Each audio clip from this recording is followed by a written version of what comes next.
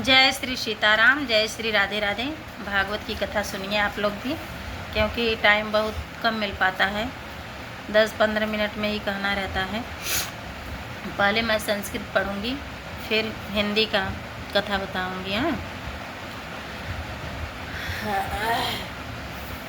सप्तरात्र मुषोपैश्व प्रेतेन श्रवणं कृतं मनादनादि तथा तेन स्थिर चित्ते कुदं भूषम् अदृष्टं च हतं ज्ञानं प्रमादेन हतं श्रुत्वम् अग्दिनोति हतो मन्त्रो व्यप्र चितो हतो जप वैष्णवो हतो देशो हतं श्राद्धपन् पात्रकं हतां श्रोतीये दानमा नाचारं हतं कुलं विश्वशो गुरुवाक्येषु स्वामिर्दीनत्वां भावना।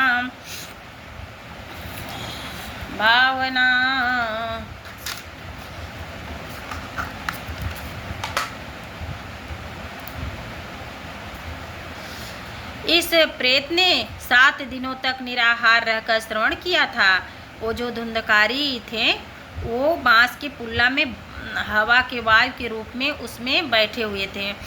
तो 7 दिन का भागवत कथा था और गौकर्ण कह रहे थे मंच पीठ पे, और जो है व्यास पीठ पे वो गौकर्ण कह रहे थे, और उसमें वायु के रूप में वो बांस के पुल्ले में वो बैठे थे धुंधकारी जी। तो वही कह रहे हैं 7 दिन निराहार हो करके ये प्रेत जो है निराहार मतलब कुछ खाए पिए बिना ही भागवत जी की कथा सुनने के लिए वो वायु रूप में वहाँ बैठे थे। प्रेत योनि के जो प्राप्त थे धुंधकारी जी। वही कहा गया 7 दिनों तक निराहार रहकर श्रवण किया था, मतलब सुने थे, तथा सुनने विषय का स्थिर चित होकर यह खूब मनन निधिध्यासन भी करता रहता था। जो ज्ञान दृढ़ नहीं होता वह व्यर्थ हो जाता है।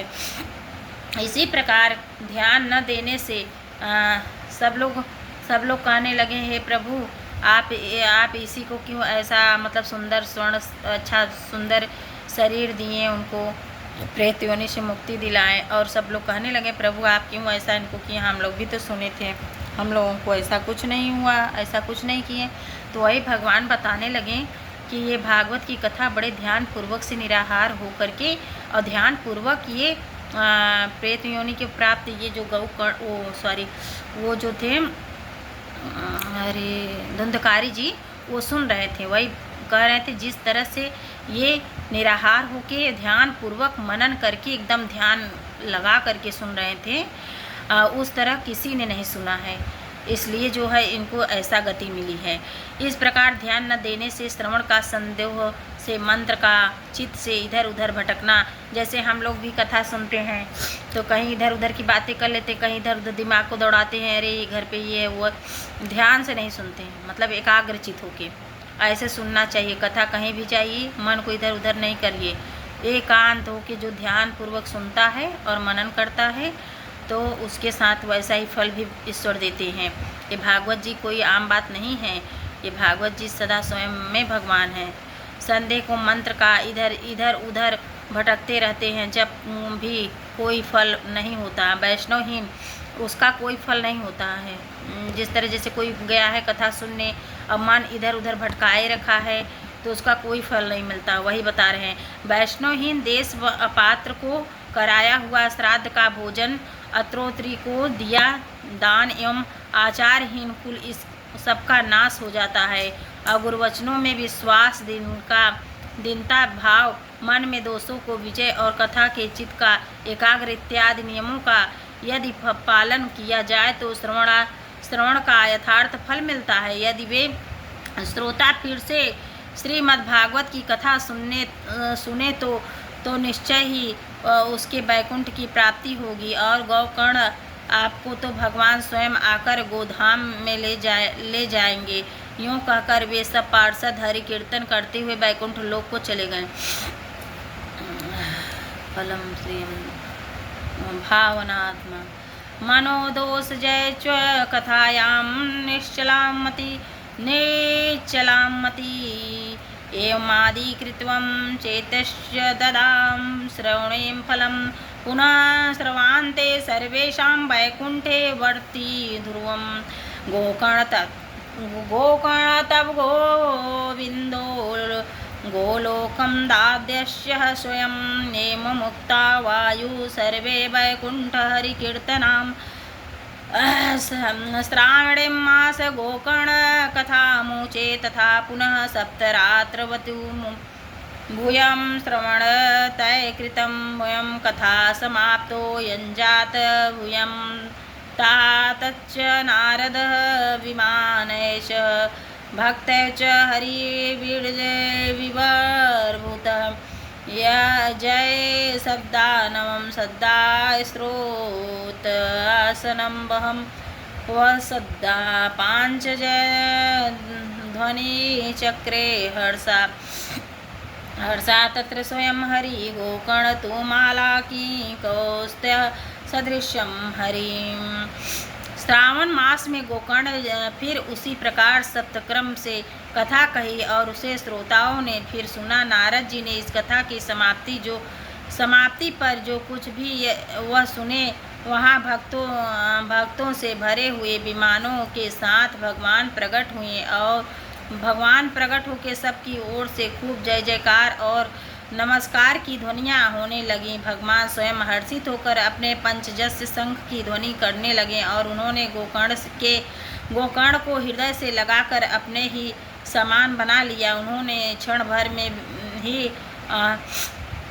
अन्य सब श्रोताओं को भी मेघ के समान स्वर्ण श्याम वर्ण रेशमी पीताम्बर धारित था। किरीट और कुंडल आदि से विभूषित कर दिया। उस गांव के कुत्ते और चंडाल प्रयत्न जितना भी जीव थे वे सभी गोकर्ण की कृपा से विमानों पर चढ़कर चल लिए और जहाँ योगी जन जाते हैं वहाँ भगवान के वे भेष दिए गए। इस प्रकार भक्तवत्सल भगवान श्री कृष्ण कथा श्रवण से प्रसन्न होकर गोकर्ण जी को साथ ले अपने ग्वाल बालों के प्रिय गोलोक धाम में चले गए।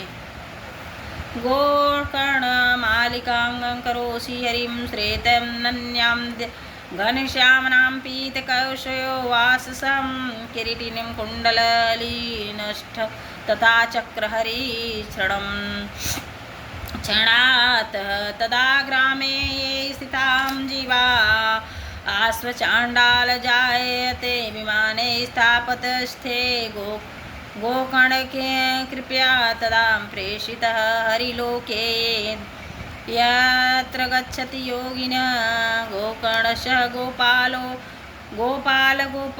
गोपवल्लभं शरणोगत प्रियो नित्ययो भक्तवत्सल प्रभु सरकार की जय। अयोध्यवासिने पूर्व यथा रामेण सदा गता तथा कृष्णेन नीतां गोलोकं योगी दुर्लभं यत्र सूर्यस्य सोमस्य सिद्धान्तां न गति कथा तालोके हिं गतास्ते तु श्रीमद्भागवत ब्रह्मोत्रः ते किं फलवृद्मुञ्जलं सप्तहयज्ञः कथाचु संचितं कर्णें गोकर्ण कथां शरो यों पितश्च ते गर्भगतां न भूयम्। पूर्व काल में जैसा कि अयोध्यावासी भगवान श्री रामचंद्र जी के साथ साकेत धाम सिधारे थे उसी प्रकार भगवान श्री कृष्ण उनको यगु दुर्लभ गोलोक धाम ले गए जिस लोक में सूर्य चंद्रमा और सिद्धों को भी कभी गति नहीं हो सकती उसमें श्री भागवत भगवान श्रवण करने से चले गए। नारद जी सप्ताह यज्ञ के द्वारा कथा श्रवण करने से जैसा उज्जवल फल संचित होता है उसके विषय में हम आपसे क्या कहें। अजी जिन्होंने अपनी कर्ण पुष्ट से गोकर्ण की कथा एक अक्षर का भी पान किया था तो वे फिर माता के गर्भ में नहीं आए। जिस गति को लोग वायु, जल या पत्ते खाकर शरीर सुखा देने से, बहुत काल तक घोर तपस्या करने से तथा गो अभ्यास से भी नहीं पा सकते, उसे वे सप्ताह श्रवण से सहज में ही प्राप्त हो कर लेते हैं। इस परम पवित्र इतिहास का पाठ चित्रकूट पर विराजमान मुनीश्वर सांडिल्य भी ब्रह्मांड में मग्न होकर करते रहते हैं। यह कथा बड़ी ही पवित्र है। एक बार के श्रवण से ही समस्त पाप राशियों से भस्म कर देती है। यदि इसका श्राद्ध के समय पाठ किया जाए तो इससे पितृगणों की बड़ी तृप्ति होती है और नित्य ही पाठ करने से मोक्ष की प्राप्ति होती है। अगर किसी के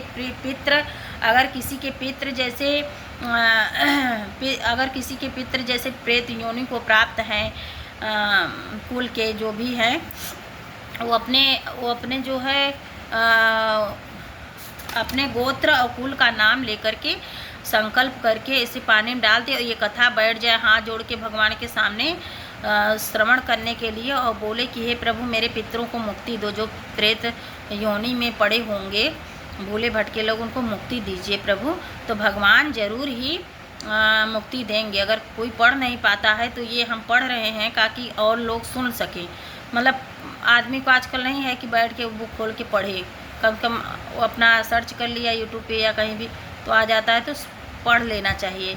अगर श्रवण कर लेगा ऐसे तो वो पढ़ने का ही फल मिलता है, कोई न कोई तो पढ़ ही रहा है, तो अगर सुन लेगा तो उसको सुनने का बहुत ही लाभ होता है। देखिए इसमें भी लिखा गया है, तो मैं ऐसे ही बोल दी थी क्योंकि भागवत जी में ये जो धुंधकारी हैं वो प्रेत योनि को प्राप्त हुए थे और प्रेत योनि से ही उनको मुक्ति दिलाने के लिए ये गौकर्ण उनके भाई थे, वो कथा कह रहे थे, ये इनकी कथा भागवत जी की उनको श्रवण करा रहे थे। पंडाल लगा करके बैठे थे, गांव के सभी लोग भी बैठे थे और धुंधकारी वहाँ बाँस के पुल्ला में वायु रूप में उसमें विद्यमान था। 7 दिन का कथा था, 7 पुल्ले थे गांठ।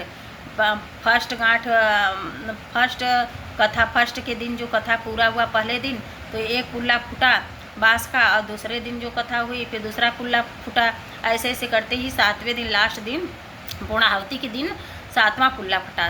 जब 7वां पुल्ला फूट गया तो वो वायु से वो मुक्ति मतलब प्रेत योनि से मुक्ति पाके वो एकदम खूब सुंदर सा शरीर पीताम्बरी ओढ़े और कंठी माला धारण किए हुए वो सबके लोगों के सामने आ गया, अपने गांव वाले के लोगों के सामने कि मैं जो है मुझे मुक्ति मिल गई है, मैं ऐसा हूँ, आप लोगों की बड़ी कृपा है, बड़े धन्यवाद है सबका। करने लगा कि भागवत जी की कथा से मुझे प्रेत योनि से मुक्ति मिली, इसलिए मुझे लगा कि ज़रूर होगा ऐसा कुछ। इसलिए जो भी जिसके पूर्वज प्रेत योनि को प्राप्त होंगे, कौन जान रहा है कौन किस योनि को प्राप्त होगा। हाँ, तो ये अपने गोत्र उसका संकल्प कर लें, दादा परदादा जो कुछ भी हो किसी का ध्यान कर लें, उसके नाम से अगर ये कथा सुन लेते हैं आप, श्रवण कर लेते हैं। अभी 2-3 दिन पितृपक्ष बाकी हैं, तो पितृपक्ष 2 दिन बाकी है, 3 दिन, तो अगर श्रवण कर लेते हैं आप, सुन लेते हैं साफ वस्त्र पहन के बैठ के मोबाइल में उसके नाम से उसके मुक्ति के लिए, तो ज़रूर प्रभु ये भागवत जी की बड़ी महिमा है, ज़रूर मतलब प्रेत योनि से तो मुक्ति हो ही जाएगा, उनका जन्म बन जाएगा, वो जन्म धारण कर लेंगे, जन्म मिल जाएगा। अगर किसी के पितर ऐसे होंगे पड़े प्रेत योनि को तो उनके नाम से आप करिए, और जब वो उनका जन्म बन जाएगा वो प्रसन्न हो जाएंगे तो आपको बहुत आशीर्वाद देंगे, और आप सदा आपके ऊपर ऐसा आशीर्वाद पितर लोग देंगे कि आप सदा खुश रहोगे, सुखी रहोगे, बड़ी बलाएं नहीं आएंगी आपके ऊपर। जैसे एक्सीडेंट वगैरह हो जाता है, लोग ऑन स्पॉट भी ख़त्म हो जाते हैं, ऐसा भी होता है, जो कि सदमा लगता है इंसान सुनने में, भगवान न करे किसी घर ऐसा हो, सुनने में बर्दाश्त से बाहर होता है। हाँ, तो ऐसी घटनाएं कभी नहीं होती हैं जीवन में, ये तो मेरा पूर्ण विश्वास है, और ये सब पितर के आशीर्वाद से ही होता है, और भगवान ही रहते हैं साथ में। तो आप जो है ऐसा करेंगे अपने पितरों के लिए, पितर प्रसन्न होंगे। अगर नसीब कुंडली में कुछ ग्रह गोचर भारी से भारी कष्ट भी हैं आपदा, तो छोटे में ही टल जाएगी। थोड़ा मोड़ा टक्कर लग जाएगा, फ्रैक्चर हल्का फुल्का हो गया कट छिल जाएगा, इतने में ही आराम मिल जाएगा। और प्रभु की ऐसे कृपा बनी रहेगी और पितरों की भी बनी रहेगी। इसलिए आप नहीं इसको हमारी सुनते हैं, कहीं और सुन लीजिए, लेकिन सुन लीजिए गौकर्ण की कथा भागवत जी की ज़रूर सुनिए। आप आपसे निवेदन है, रिक्वेस्ट है, क्योंकि अभी 2 दिन का टाइम है, उसे कभी भी सुनिए आप तो अच्छा होता है, लेकिन 2 दिन के अंदर सुनिए तो पितृपक्ष आपके मुक्ति पा जाएंगे। जय श्री सीताराम, जय श्री राम।